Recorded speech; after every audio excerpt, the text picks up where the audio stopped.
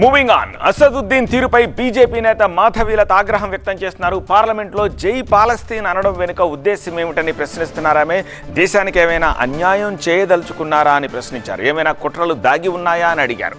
National security council Asaduddin ప్రశ్నించాలి అని demand చేశారు మాధవీలత.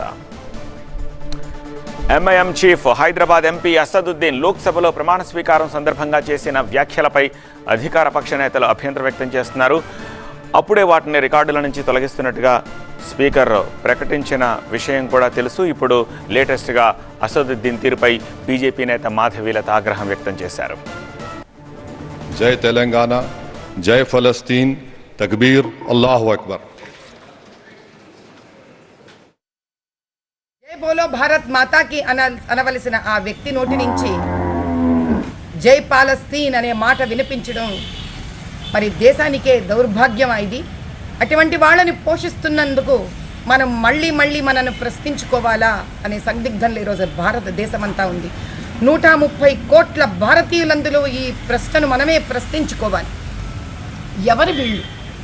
రజాకార్లమంటూ రజాకార్ల ఉద్యమంలో నుంచి వారిని చంపి ఆ రక్తం నుంచి బయటికి వెలువడిన ఎంఐఎం పార్టీని తన సొంతం చేసుకొని కైవసం చేసుకొని గత 40 నుంచి 50 ఏళ్ల నుంచి పరివారమంతా ఇక్కడ పరిపాలన చేస్తోంది తెలంగాణ రాష్ట్రంలో.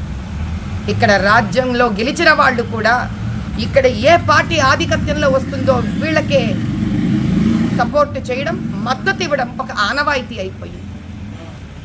చిటిక వేస్తాడు తమ్ముడు 15 నిమిషాలలో ఖబర్దార్ చూసుకోండి ఈ దేశాన్ని శ్మశానంగా మారుస్తామంటారు. మరొక్కసారి అన్న అంటాడు నేను ఆపాను కాబట్టి ఆగుతున్నాడు, లేకపోతే ఏం చేస్తాడో చూసుకోండి అని. ఏం చేస్తారు వీళ్ళు? భగవత్ నామం తీసుకొని అల్లా అనే పేరు చెప్పి జై పాలస్తీన్ అన్నాడంటే ఇతని మనసులో నుంచి ఉద్దేశపూర్వకంగా మనసావాచ కర్మణ వచ్చిన మాటలు ఇవి.